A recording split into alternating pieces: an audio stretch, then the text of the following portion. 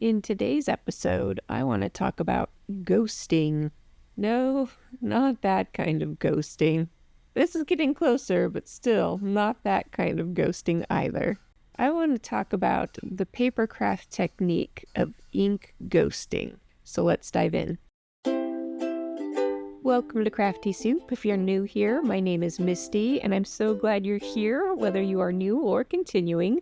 And we are going to dive right into this project. So I have some ink here that is water reactive. This happens to be the Concorda 9th brand, but lots of dye ink brands are water reactive. I'm playing with this scratch piece here, and I want to show you what I mean by water reactive. If you add some water to ink that's applied to your paper, if you start to see that ink lighten, shift, and change, and be pushed away by the water, then your ink is water reactive. Most dye inks are, however, if they say something like waterproof or permanent, things like that, it won't be. So do a little test swatch, just so you know. And some colors work better than other colors, depending on the properties of the physical dye. I am working with this mixed media paper here from scrapbook.com. I haven't worked with this paper before, so I'm giving it a try along with everything else. I also haven't done ink ghosting in quite some time, so I've developed a lot of tips and tricks here to share with you along the way.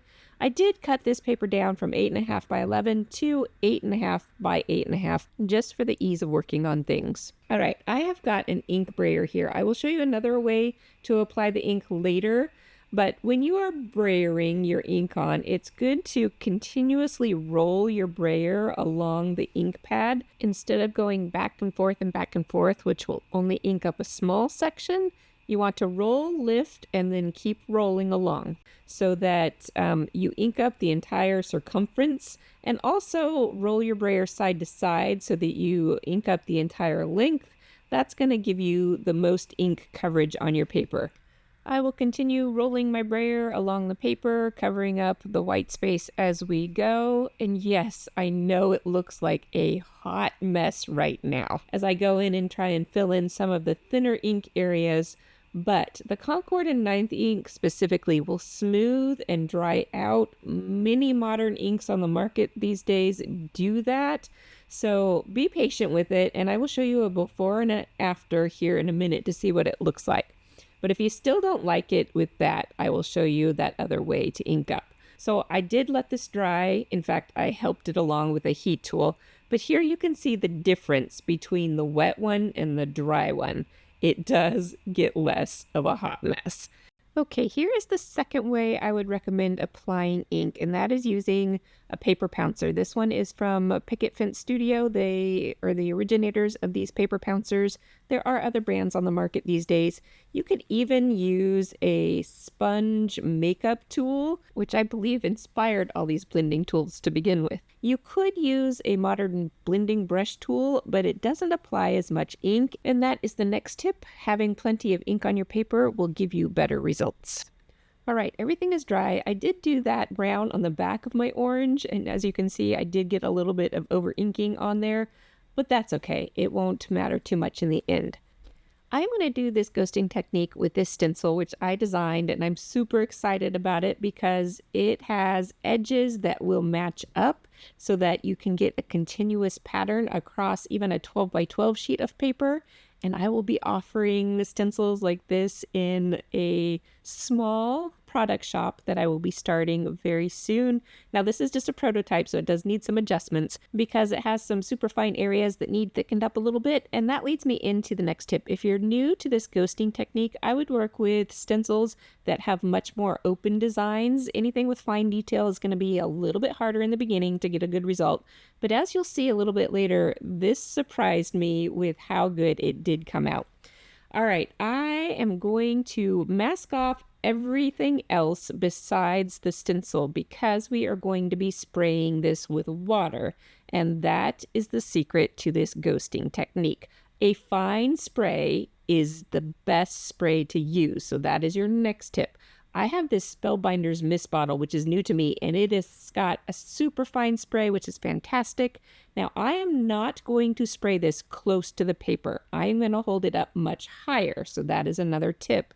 You want to have a broad light mist going across, and then you can repeat that if you need to. If you get too much water on this, as you'll see later, it's not going to look as good. All right, I wait about 10 seconds or so, and I will dab off all of the extra water with a towel. You do not want to rub because wet paper will peel up. So you just want to dab, and you do want to use kind of clean, dry areas because you can transfer ink if you're using multicolors of ink for this technique, which you totally can. And the peel and reveal, and there we have our little ghosties. I did use a little temporary adhesive to hold down the pieces covering up the rest of the project, and I'm just going to clean that up and move on. So we are going to move on by shifting this stencil so that it lines up with the previous images and continuing the pattern. You do want to make sure everything is dry before you move on to the next step because any water will react with that ink and give you splotches wherever that water touches. So I did design this 6x6 stencil to line up with the previous image and continue the pattern. So you can line up one edge with the edge of your paper. Make sure your image is aligned, and then you can mask off the rest of your project. Previously, I used plain printer paper for masking because it was within easy reach, but that really does get soggy with water. So what I recommend is using something like a page protector with a blank sheet of paper in it so it's easier to see, and that way you can mask off and kind of see what you're doing. Next, I'm going to use this tape, which is the Spellbinder's best ever craft tape, and I will link these products up for you below. This tape has a bit of a coating to it, so it's more water resistant than some masking tapes are, so I do like that tape a lot. And then I'm going to cover up the rest of my project. Like I said, I didn't have another sheet, page protector sheet handy, so I just grabbed a stamp pocket. Any plastic will do for this. I like the page protectors just because I can put a piece of paper in them, and that helps visually block off the rest of the paper. I give my project another mist. I do the peel and reveal, and notice this is more subtle than what's going on up above, but wait for it. It will get there. All right, I'm going to clean up again and move my stencil to the next position, masking off everything, lining up the images. If you slightly overlap this stencil with the previous image, that will give you the most smooth transition to the pieces. Now I want to show you the difference between spray bottles. This is the Tim Holtz Distress Sprayer, which has thicker globs of water that it puts down on the paper.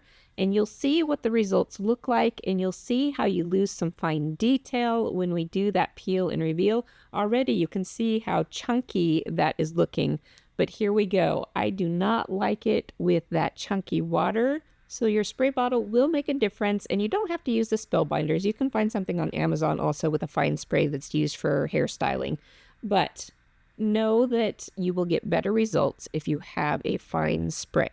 All right, I'm going to repeat this process with my fourth alignment. And again, if you're working on 12 by 12, it's really nice to get an entire 12 by 12 sheet done with just 4 steps. Now, I may not do any ghosting technique with a 12 by 12 sheet of paper since that is a lot of inking, but it's possible. And this stencil is great for other stenciling techniques on that large size.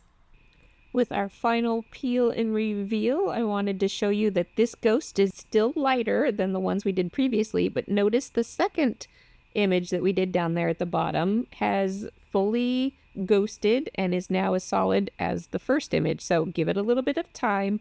It will develop as it sits and dries. You could even try heating it with a heat tool if you like the lighter look. I haven't tried that, so I don't know for sure. That's another experimentation to do.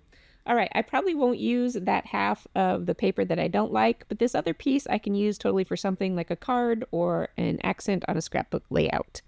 Before I completely wrap up this Halloween-inspired ink ghosting technique, I want to let you know that I will be back on November 4th with a stamp ghosting technique. And then I want to show you a peek at a new leaf stencil that I'm working on. And hopefully I'll use this backside despite the fact that the water soaked through and made the backside imperfect. So I leave you with a final tip. Even if you're using thick cardstock, make your projects single-sided. All right, I will be back on the 1st with a scrapbook kit build video, and then join me on the 4th for an expansion of some of these techniques and a look at some other crafty goodness. Until then, I hope you have an artful day.